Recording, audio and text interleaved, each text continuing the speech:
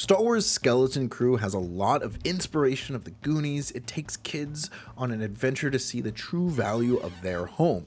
There is a disconnect with the kids' characters' growth, but the plot steals the show, creating a theme of an underdog both within and outside of the show. I'm gonna be honest with you guys. When Skeleton Crew was first announced and was coming out, I was not looking forward to it. And Star Wars hasn't been giving me a lot of things to look forward to. I really saw it and was like, oh man, this is gonna be, this might as well have just been animated. Now it's live action. Watching the first couple episodes didn't actually capture me. And I think even though the kids get a lot of screen time, there is not a lot that gets you connected to them.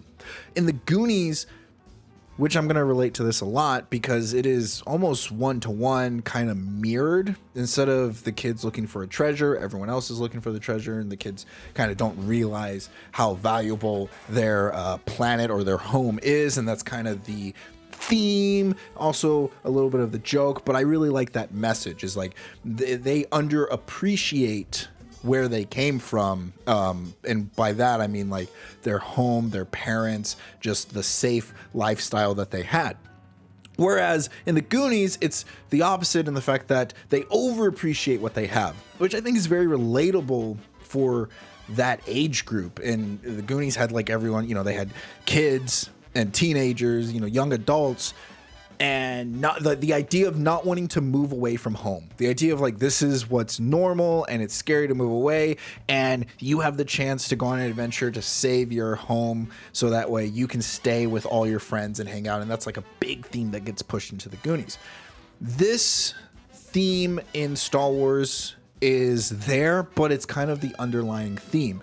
I think it gets kind of eclipsed by Jude Law's character, which, by the way, I love, and we'll get back to him in a little bit. So the kids themselves, they all have their own quirks, and there's this one kid who really wants to be an adventurer. He wants to be the what's it called, a Jedi, and I believe his name was Wim. And he's kind of the main character, but they kind of switch back and forth between who the main characters are in this show. And at first I thought, okay, this is him realizing that the world isn't exactly what it is, and it is exactly that, but I feel like they never really commit to a real theme for any of the characters except for Jude Law. And when it comes to the kids, because they never really commit to a theme, there are episodes that have moments of really fun, cool, and intriguing character plots, whenever they're on the vacation planet and KB gets her stuff corroded, and then KB and Fern are fighting with each other, and so they split ways, and Fern has to realize that not everyone is capable of doing everything, and KB has to realize that it's okay for herself to speak up for herself.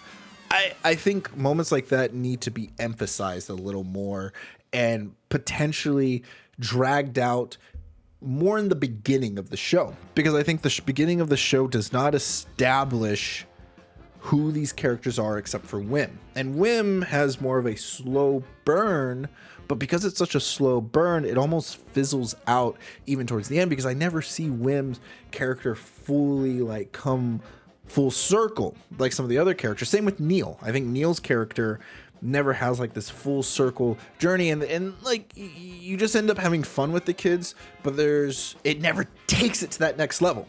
Doesn't mean it's bad, it just means it stays at a relatively okay position because of that. Now, when it comes to Jude Law, I think that is fantastic. I think you can compare Jude Law to Anakin Skywalker, and I know a lot of people are gonna be like, whoa, Mario, what are you doing?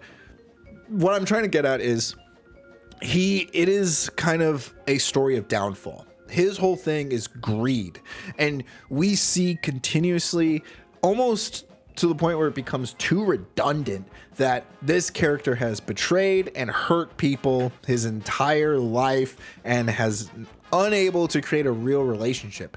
And right when he's about to create a relationship with these kids, and he probably does, which gets to these weird, wacky moments where they're, similar to the Goonies, when they're on the pirate ship and nobody's really able to kill anybody because they're kids, and you don't really want to show that. I think it plays off really well here. He even has a point where he kind of gives a monologue, a big old exposition point where normally I would complain about it, but it fits due to the fact that his character is very complex and greed is his sole desire. And he has other qualities about him that show that he has a lot of potential and that, yeah, he could potentially be an ally. Yeah, he could potentially be a mentor. Yes, he could potentially be a Jedi, but greed takes over all of it. And watching as he gets stricken by that greed, I think plays way better than whatever they were trying to do in the Hobbit series with the dwarves. So Jude Law's character is probably my favorite part about this entire series, and watching him fail is absolutely just great. And you Jude Law plays it off really well too. He didn't just phone it in when it came to playing that character, and I really appreciate that.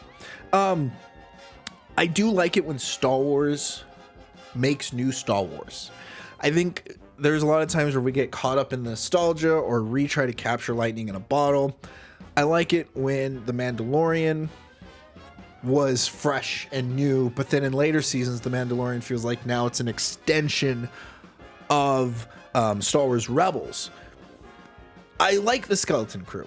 I don't know if I want a sequel to it.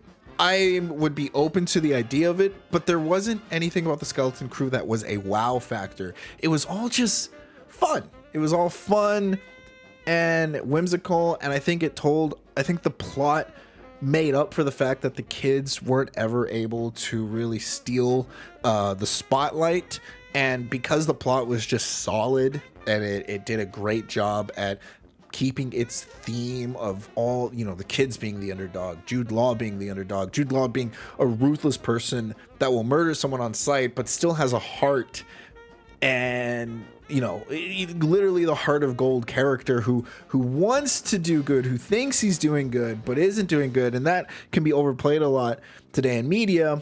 However, they did a great job at making sure this guy stayed just bad. And sometimes it's good to just have a dude that's a jerk, that's bad, that we don't need to sympathize with him and make him, oh, wow, he's just misunderstood. No, this guy he just betrayed everyone he wanted to be in contact with. So with that, I do see Star Wars Skeleton Crew being something that is in itself, in a meta way of speaking, an underdog to the audience. I don't think it will ever be fully appreciated, and I don't think it's something that's going to blow the pants off of everyone who comes by to watch it, or is it going to replace Goonies as the next thing that you should get people to watch if you're a fan of those things, but it is a very good compliment to it, which is why I would have to give Star Wars Skeleton Crew a 7 out of 10. Until next time, guys, play nice. Hey, I'm Mario. I like playing video games, watching movies, and Dungeons and Dragons. If you keep getting me in your suggested videos, or you're watching this video right here, consider subscribing. It goes a long way. Thank you.